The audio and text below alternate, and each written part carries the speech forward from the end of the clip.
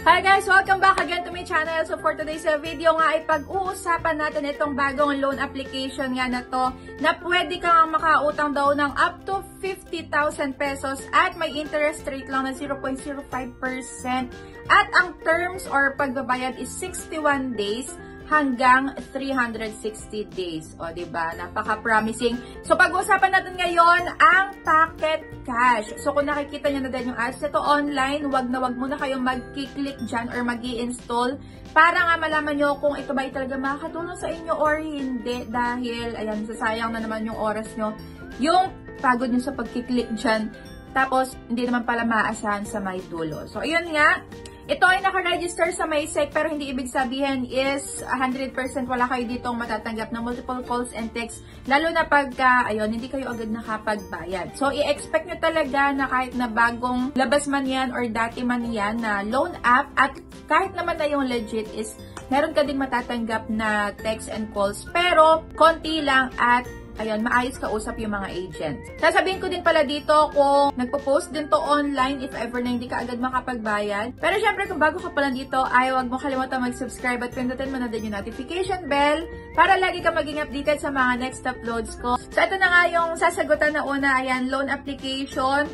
Dito, naloka ko dahil may pa-question and answer portion pa. Ayan, reason for loan application, required loan amount, at meron ka daw bang credit card at ano yung trabaho mo. Ayan, direct to the point na sila at ayan, mamimili ka nga lang dito sa may mga choices nila.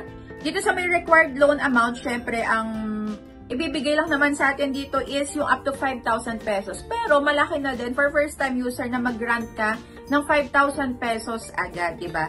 So, yung pinaka mataas nila na pwedeng ipaload is more than 100,000 pesos, bongga. So, yung credit card pag wala ay 0 lang. At occupation, meron ditong housewife, student.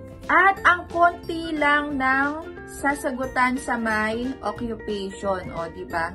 So, dito is, kailangan daw ma-grant yung usage access para mas mataas daw ang credit limit. So, sige. Next is, are you married? Education, where do you live? Detailed address, and ayan pa. So, dito, kailangan ng ilang contact reference ba ang kailangan dito?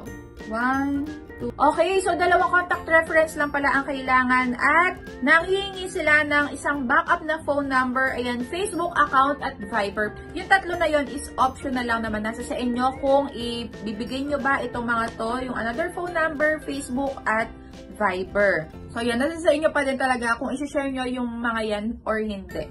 Next is identity verification na, ayan, facial recognition at ID. So, ito yung mga ID na hinihingi nila or na kailangan meron ka. At medyo mabusisi sila dito sa may pag-take ng picture.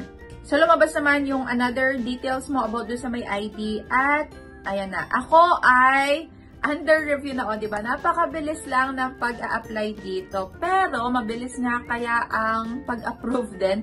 Ayan, so malalaman natin. So, ngayon po ay 6:06 na.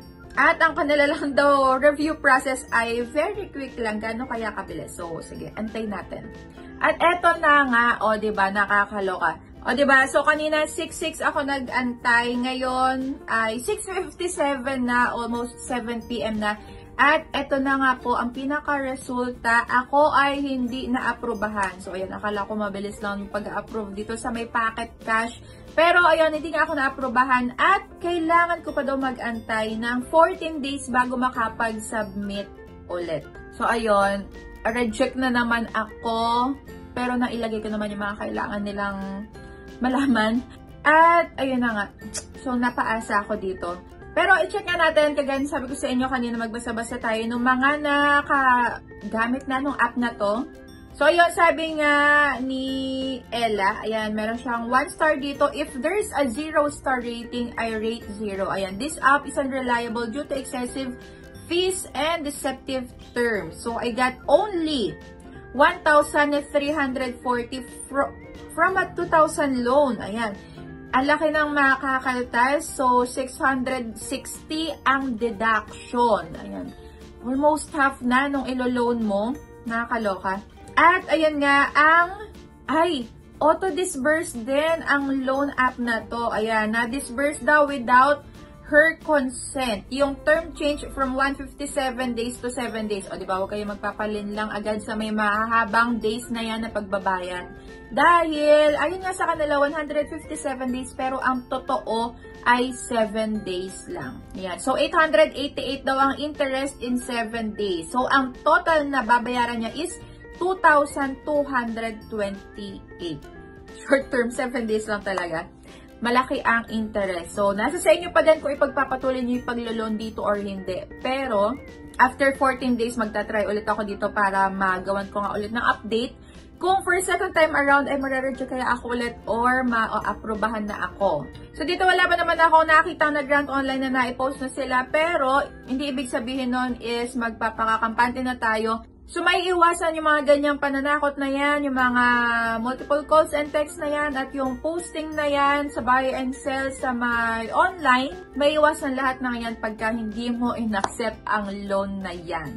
Kaya mainam na nanonood muna kayo ng mga all review kagaya na to at nagbabasa muna kayo ng mga ratings and reviews dun sa may pinaka-application kasi doon pa lang mabibigyan na nga kayo ng idea kung ito ba talagang app na to ay matutulungan kayo or hindi.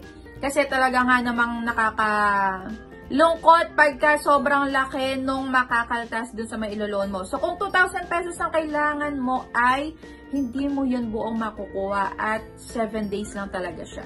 So, ayan lang. Thank you for watching and kung meron pa kayong gustong ipa-review na loan application ay i-comment down nyo lang dyan at re-reviewin ko yan para sa inyo.